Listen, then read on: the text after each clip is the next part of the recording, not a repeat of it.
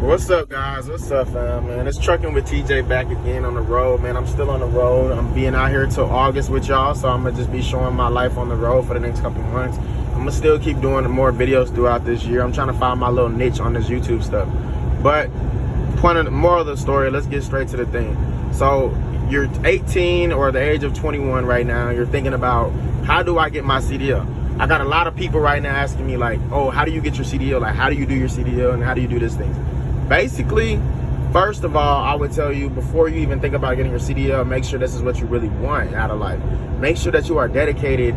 Make sure that you don't mind being away from the family and the friends and, you know, being on your own out here, because when you hit the road, it's very different for a lot of different people, and every individual is very different when it comes to this road.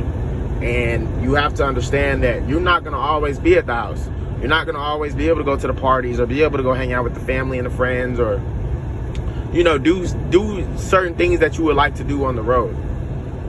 But I admit that it would be well worth it if you really put your heart and set mind into it and be very dedicated into the situation. Now, what I will say, after you can kind of get yourself in a position to where you feel like, okay, this is what I really want to do, my advice from there would tell you, okay, so now you're either 18 or 21, or it doesn't matter how old you are, you can get your CDL. But if you're 18 and 21, I would say you can now get your CDL at 18. It used to be only 21, but now it's 18. The good thing about that is, if you're 18 years old, though, the only thing about that is you can, find somebody that's willing to train you and go take your CDL test. Once you get that, if you're 18, though, you can only stay in the state that you're living in. So if you, get your CDL out of Dallas, and a company or somebody hires you at the age of 18, you cannot go out of the Texas area. You can only be in the Texas region or Georgia region, wherever you're gonna stay at.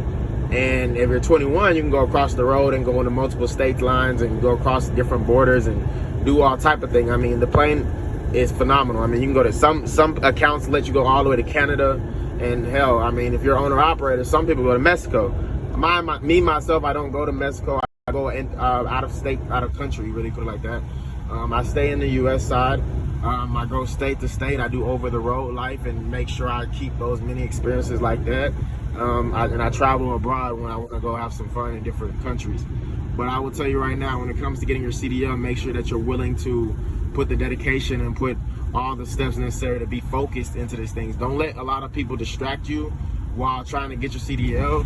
Don't let life stop you. If you really want your CDL, don't even let life stop you from getting your CDL. Me, myself, when I went to go get my CDL, I failed already once.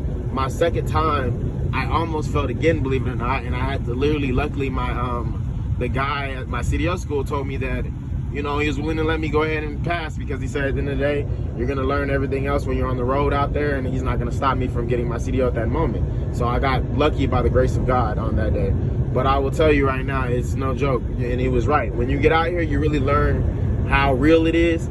And if you're a regional or if you go local, I advise, if you want to do regional or local, I would tell you to go OTR first, because I'm not gonna lie, you learn a lot more being on the road than you would being local or regional. If you're trying to be local or regional, they're gonna want you to have OTR experience, and I would say at least 2 to 3 years of experience, because to be honest, going to different states and stuff like that, you'll learn that it's going to be some tight situations, tight backs. Sometimes you got to offset. Sometimes you got to back into off the street and all the way up to an alley and then back into the dock. It's so many different ways to get into certain warehouses and certain places that you're going to have to learn all these things. And being local requires you to know all these situations, to know how to handle it very, very well. So my advice would tell you to be OTR first for the next 2 or 3 years. Now, getting your CDL in that aspect, I will say my first thing about that is go on Google, find out about all the CDL schools out there. Find out who's gonna let you come take your CDL, who's gonna do this. I went the route where I had to get my CDL. They paid for me through the place that I went to, and I just required to stay work for them for about a year. And now, here's the thing with that one. A lot of companies will tell you gotta work for a year with them, but you really don't have to. But the thing about it, if you don't work for them for the whole year, you're gonna have to pay them back. Now, if you are willing to pay them back and you don't mind all these things, then yeah, I would say get your CDL from another company, and you're more than welcome, once you get your CDL from that company, to go find another company. But I would still first advise you to at least take the training opposition when they tell you to go on the road with a trainer for at least 3 months or however long for the hours. At least do that. You don't have to stay there for 6 months or nothing like that. I mean, if you just don't want to, you don't want to, right? Am I right? But I would say at least do the training thing, because you can at least get the experience of being on the road and understand that at first. Because a lot of people say when you get your CDL, especially when you first get it, you don't know everything, just being honest. And what they teach you in there in the CDL school is not what you're gonna really be doing out here. It's so completely different when you hit the road, and I wish I would have been knowing all these things. It was very different for me. Luckily, I got it down real fast, and I understood them. I understood all the assignments that was needed necessarily to do it. So once you find the CDL school that's willing to hire you, willing to do the appropriate options and the appropriate things that's needed to be done for it, I will advise you after that to find out, you know, when they can get you in. You know, they're gonna make sure you can do. They're gonna do a drug test. They're gonna do a physical. All these things. And a lot of them require you to do hair tests. Make sure you don't have no drugs in your system, guys. I repeat, if you are a guy that likes to smoke and do all these things like that, I would tell you right now, before you even dare go to trucking school, I would at least tell you to, I would at least advise,